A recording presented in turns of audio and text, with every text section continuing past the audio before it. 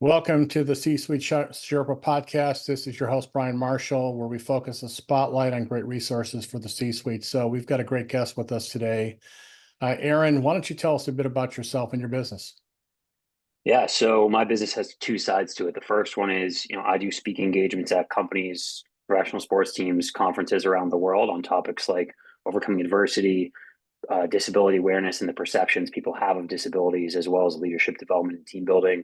The other side of it is I help people who are speakers and are not getting booked and paid to speak as much as they want, consistently get booked and paid to speak through, the marketing and lead generation systems that, my team and I use for myself.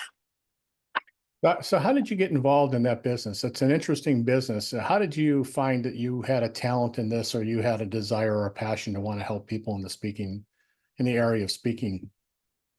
Transparently, most people who are speakers have no idea what they're doing. They have no idea how to generate leads. They have no idea how to get more business. If you ask 100 speakers how they get their business, they'll say, oh, word of mouth, or oh, they come into my site sometimes. That's not how to run a business. Most speakers rely on referrals only. And don't get me wrong, referrals are great. But if you don't control a system of lead generation, sales, and marketing, you're not going to have sustaining business for the long run. Yeah, no, I totally agree with that. So, referrals are a funnel that you need to have in your arsenal, but you also have to have direct and indirect marketing, and you have to have a way to convert them into actual business. So I'm glad that you brought that up. So give me a little bit of sense of the kinds of people specifically. So someone's watching this and they're saying, "Hey, interesting." Like, are they salespeople? Are they business professionals? Is there any particular area where you focus on helping people? From the speaker side, it is, someone who is getting booked and paid to speak, but not as much as they want, and really helping them build that out and helping them scale that, I think is really important. Whether that be someone who's got booked and paid to speak 5 times this year or 75 times and wants to do more than that, either of those, for the companies that I personally go into, it's really a combination. Sometimes it's sales kickoffs off events. Sometimes around my story of being legally blind and playing football, I'll go into companies and do things on disability awareness and the perceptions of disabilities and accessibility accommodations. Other times I'll go into sports teams and do more of that overcoming adversity, perseverance side of things with, college professional sports teams as well. Yeah, that's great. You brought up the fact that you also work with people with disabilities. So do you mind sharing with us, when you say legally blind, are you able to see at all, or do Yeah. you have So my impaired right eye is vision? totally blind, no vision at Okay. all in my right eye. My left eye see out of a really tiny hole. And so, I use my background of, being able to be successful in sports and business to, help companies with those areas. How can they allow individuals with disabilities to succeed? What do they need to do in their hiring practices? What can they do to make sure that, it's an inclusive environment to allow people to have the accommodations and accessibility needs that they need to be successful and bring those individuals to their organization. No, that's fascinating. So, we've all had to overcome certain, disadvantages in life, but I find it fascinating that you played. You said we were talking off mic. You were talking about playing college football, but you even went beyond college football, didn't you? Yeah, no, I was an NFL agent, first legally blind Division I athlete to play in a game, was named a team captain, went on to become an NFL free agent. That's amazing. That's a great it's an inspirational story. So I appreciate you sharing that with us. So if someone's thinking about, and I know that maybe not be your ideal profile, but if someone's Yeah. thinking about, I'd love to get into speaking, what would you recommend? What would be some steps that you'd recommend that they should take to get involved with becoming a paid Yeah. speaker? The first thing is just to practice, just to do it. Go out and do a ton for free. Go to Rotary clubs, go to schools, go to nonprofits, go to YMCA's. Do it for free. Stop having an ego and thinking that you deserve to get paid 5, 10, $20,000 to speak because you don't. Go do it for free 20 times and then start charging. Really make sure that you're good. Make sure you have a website. Make sure you look like a speaker online. Create those marketing assets because I think that's really important. The biggest mistake I see is speakers in the beginning. They want to charge a lot of money, but they're not worth that in the beginning. Doesn't mean you can't be worth that. It means you need to get in the reps. Yeah. So, what are some of the challenges? I think it's getting harder and harder to get people's attention these days. What are some of the challenges you're seeing for people that you serve, people that want to become or want to get more speaking engagements? What are the challenges, and then how do you help people overcome those? Using effective lead generation, things like cold email, LinkedIn outreach, SEO, and ads and content, things like that, but making sure you do a mix of them and doing it right. Every marketing channel works if you do it right. You'll hear from people, oh, cold email doesn't work. Well, I made a lot of money from cold email this year. It works if you do it right, if you learn how to make things short and sweet and grab people's attention and make it intriguing, have good call to actions, use the right systems, use the right technology, and understand that everything works if you learn from someone who's done it well and you can apply that to yourself. And I think that's really important, is learning what you've done well, learning what you haven't done well, and finding ways to iterate and be successful with those lead generation and sales efforts. Now, it sounds like you certainly have a good grasp on the systems and the methodology behind getting the word out. Do you work with people on their speaking skills, or is it more really around the lead gen and converting that into business? It's more on the lead gen marketing side. We definitely do have a couple clients that we're working on what we call like the clarity side of things, of helping them build out more of their speech, building more out of those topics. And so we definitely do that if a client wants help with that. I'd say most of our clients are not in that realm. Most of our clients are more the marketing lead gen side, but we definitely do that if someone needs that. And you mentioned to me again before the interview that you do work with people all over the world. So where do you focus your effort? If you had an ideal partner Yeah, working with, would it be in the States or on the West Coast, or where do you like to work with yeah. people? Most of our clients are based in either the US or Canada, I'd say 90%. But we definitely from time to time work with people. I've worked with people in Australia, I've worked with people in Europe, across different countries and different continents. And so we work with people globally, but definitely 95% are in the US or Canada.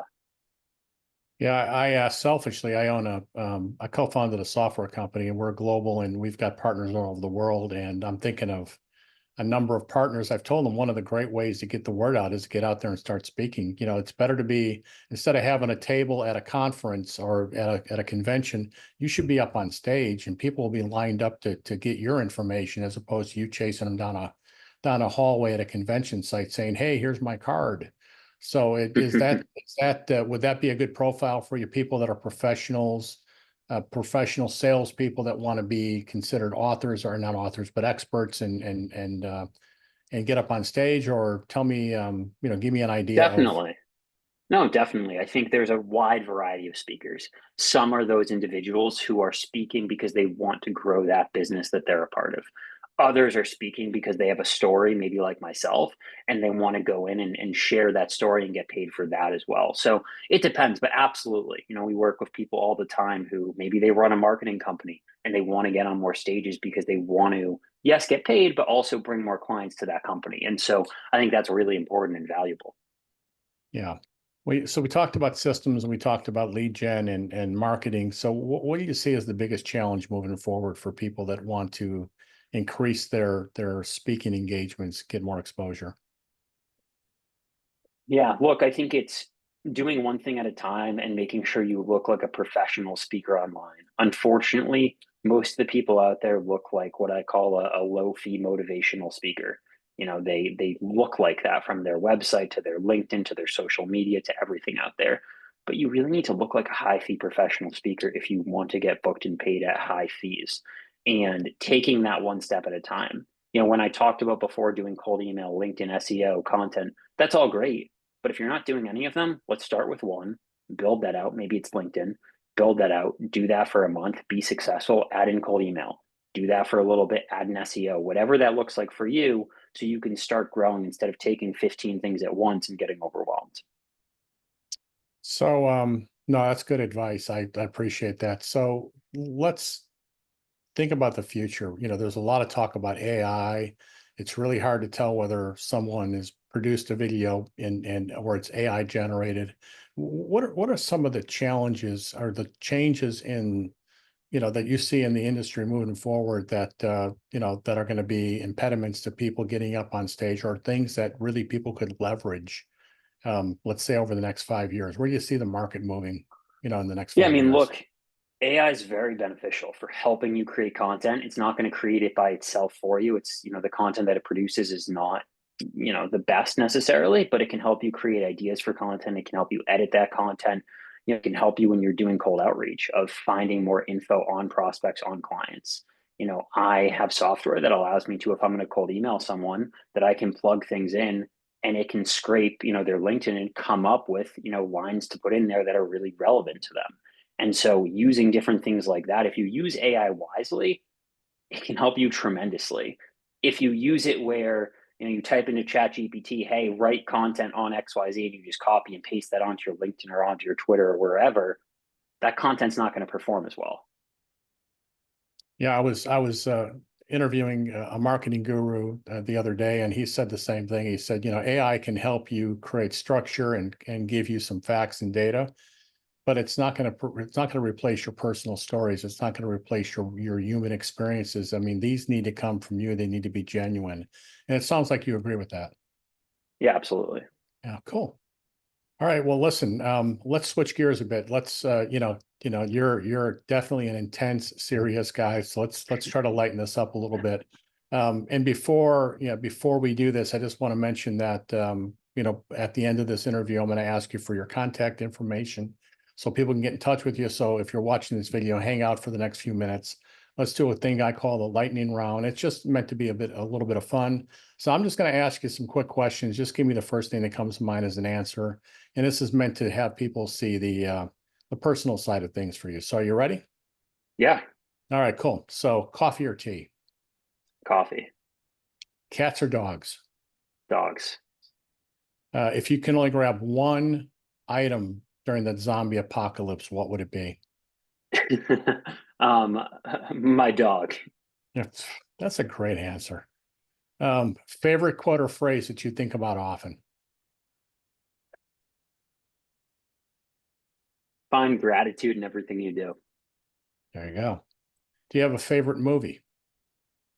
I do not know. Okay. How about do you have a favorite book or audiobook that you would recommend? That's a good question. Not necessarily. I mean, if you're looking for one book that someone should make sure they always read, I'd say like Atomic Habits is a phenomenal book. But honestly, I don't have like a favorite book. Okay.